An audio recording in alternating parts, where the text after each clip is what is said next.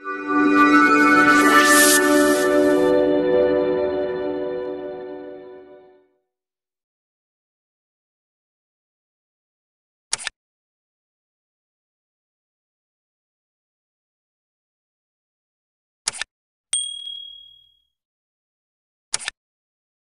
morning, student. This is Surendra Yadav. I am a physics teacher. Today, I want to say about Gauss law. This Gauss law is very important of chapter number 1, subject physics. तो Gauss law पढ़ने से पहले हम आपको बताना चाहेंगे कि Gauss का पूरा नाम क्या है. ऐसे क्वेश्चन एमसीक्यू में पूछे जा सकते हैं, कभी कभी पूछ लिए जाते हैं कि what is full name of the Gauss. तो हम क्या लिख सकते हैं, क्या बता सकते हैं, तो Carl Friedrich Gauss is the full name of the Gauss. Okay, तो गॉस है बे give the one laws which name is known as Gauss law, and this is totally depend upon closed figure of the closed surface of the electric flux and charges. Okay, so now Gauss law have given Friedrich Gauss, this is the full name of the Gauss, and then he have given the integration of the electric field over a closed surface. What is given that the integration of electric field over a closed surface which enclosed the charges leads us toward the Gauss law, and Gauss law is one of the fundamental law of the nature. कहने का ये मतलब है कि Gauss ने एक नियम को जन्म दिया या फिर एक नियम बताया जिसका नाम क्या दिया, Gauss law.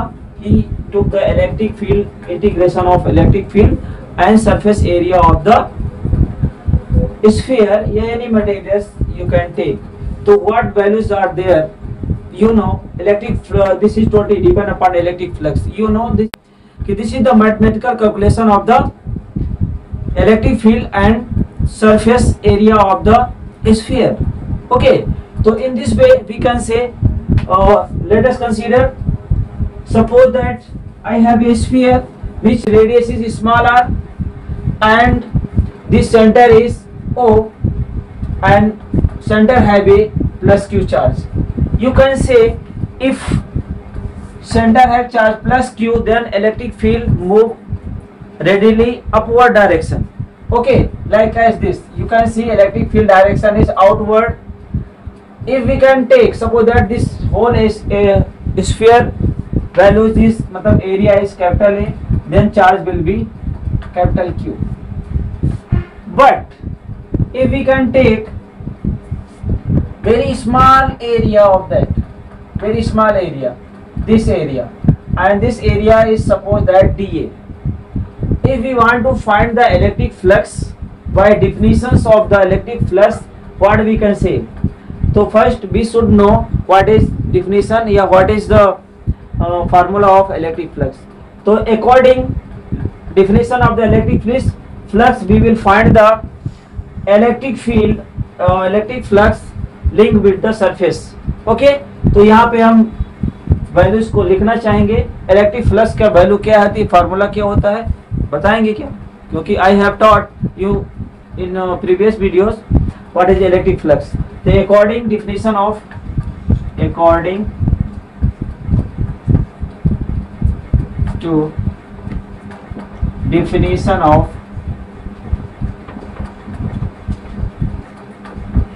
flux, electric flux linked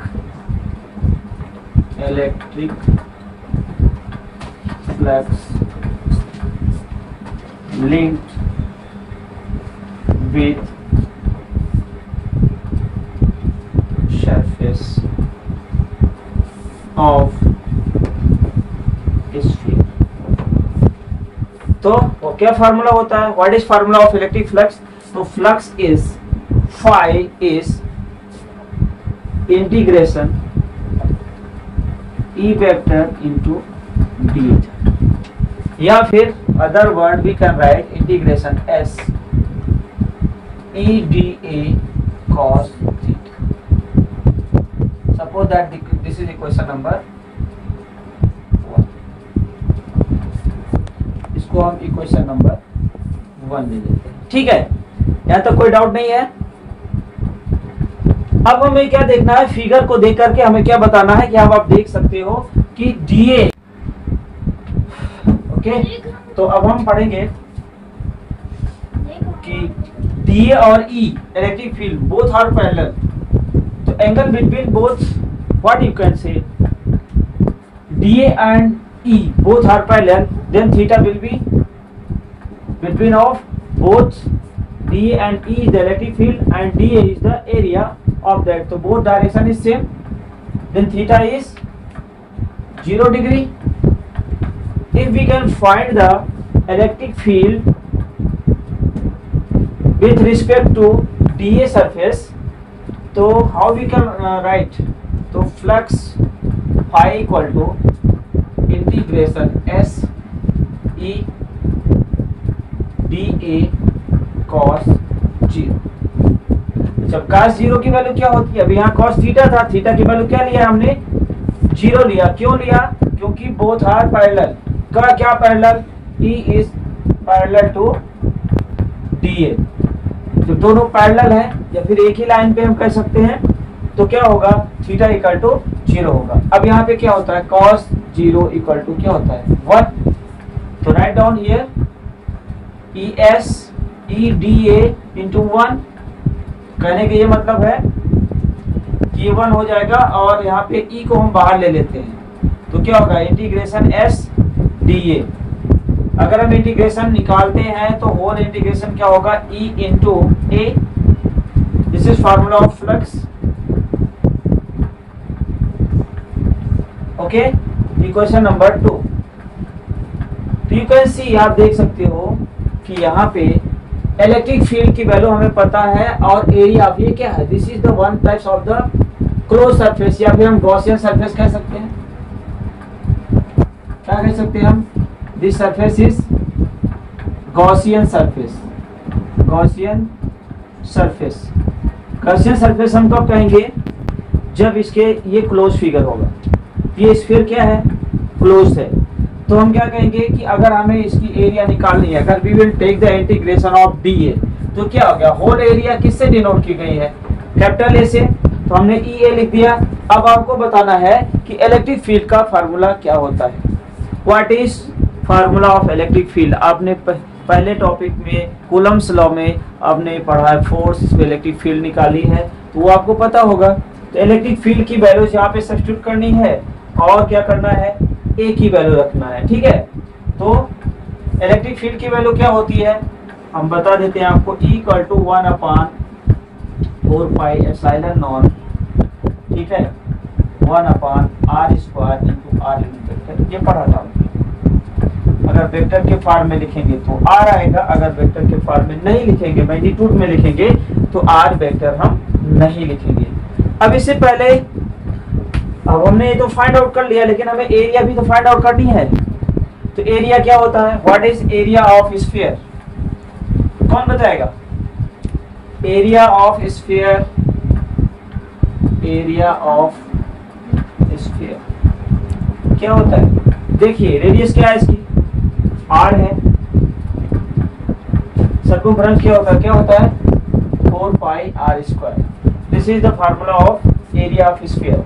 अब इन दोनों वैल्यूज को पुट कर दीजिए, ठीक है, लिखिए, पुटिंग द वैल्यू ऑफ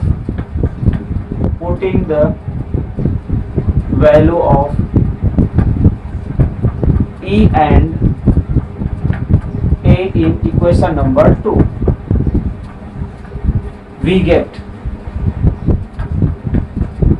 क्या मिल रहा है, फार्मूला यही है। अब इसको रब कर दें, हैव यू रिटन, लिख लिया, गुड।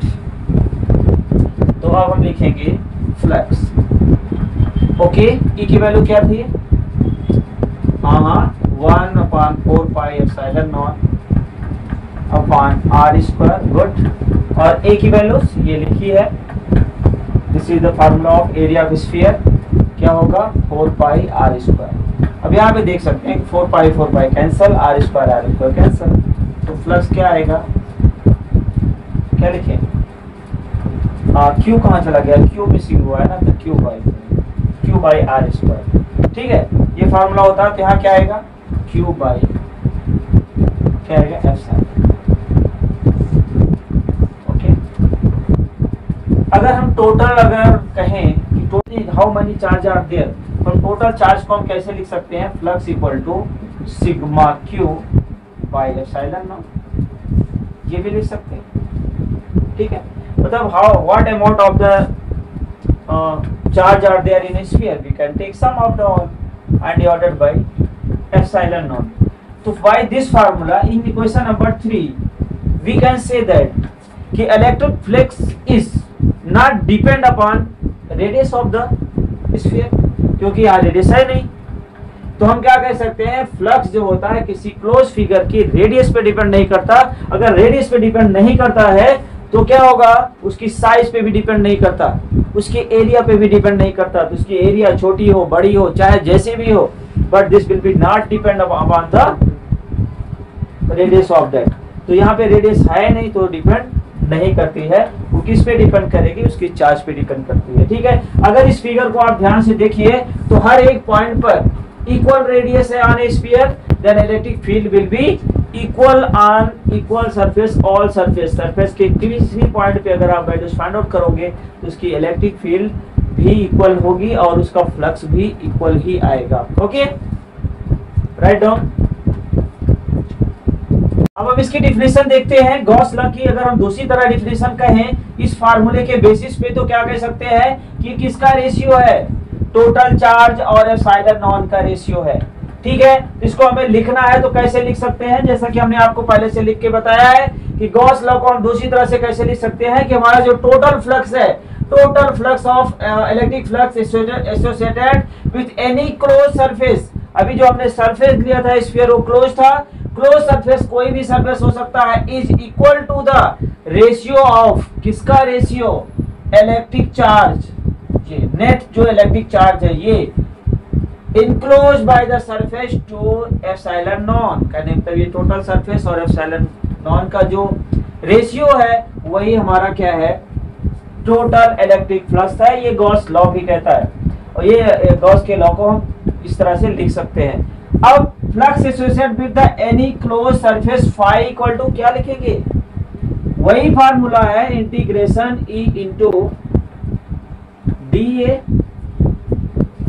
ओके, इक्वल टू हम क्या लिख सकते हैं, ये values sigma q by epsilon. तो ये हमारा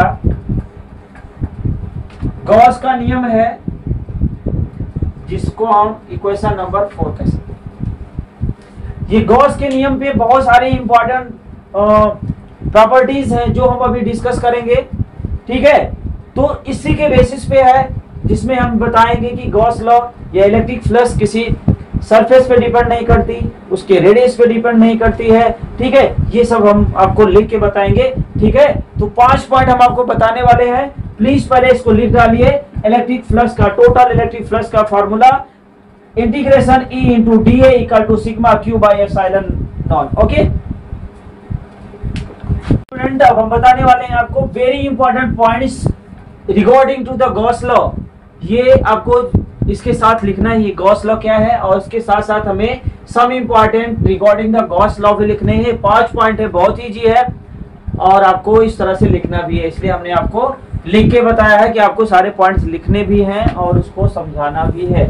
तो first point is what, Gauss law is true for any enclose surface. कोई भी इंक्लोज सरफेस है उसके लिए ये सत्य है, ट्रू है। कौन क्या ट्रू है, गॉस लॉ।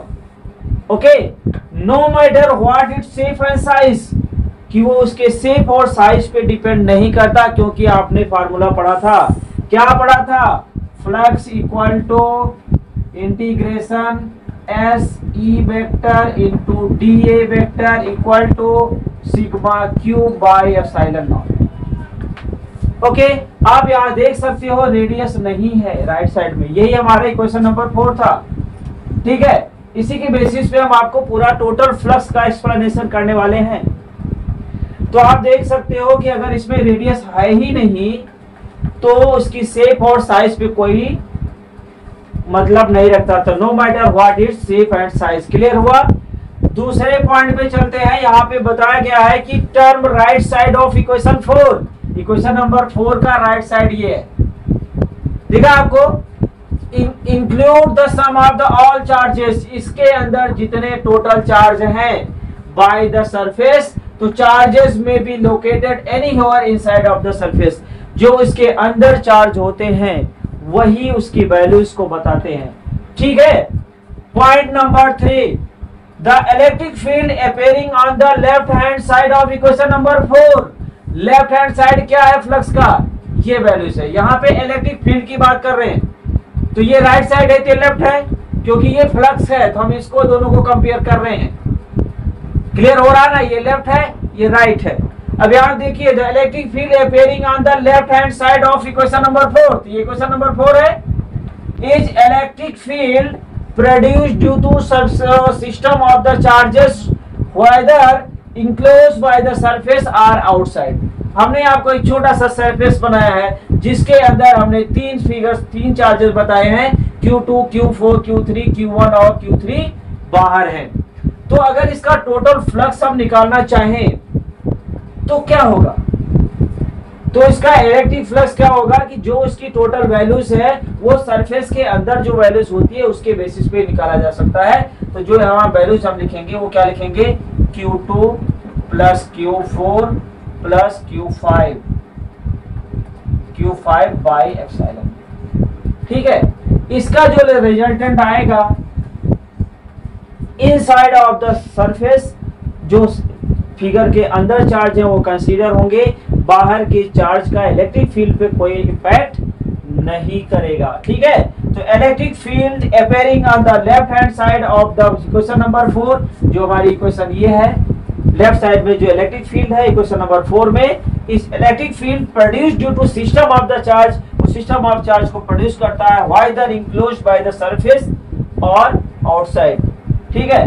सरफेस और आउटसाइड, जो उसके सरफेस और उसके आउटसाइड चार्ज होते हैं उस पे डिपेंड करते हैं। ठीक है। इन साइड के जो फ्लक्स होता है वो फ्लक्स पे डिपेंड करता है, Q1, Q2, Q3। अब नेक्स्ट पॉइंट है, the surface that we choose for the application of Gauss law. जो सरफेस हम यूज करते हैं किसके लिए, गॉस लॉ के लिए, क्लोज फिगर के लिए।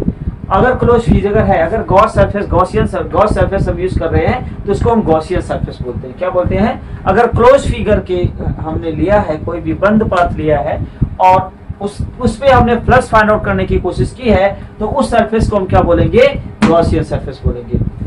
लास्ट और फिफ्थ एंड लास्ट पॉइंट, ये भी काफी इंपॉर्टेंट है कि Gauss law is useful toward the much easier calculation to electric field when system है सम सिमेट्री। अगर सिस्टम सिमेट्री है, कोई स्फीयर है, कोई गोला है, कोई सिमेट्री है, सिमेट्री सरफेस है, तो उसमें हमें कैलकुलेशन करना बहुत इजी होता है।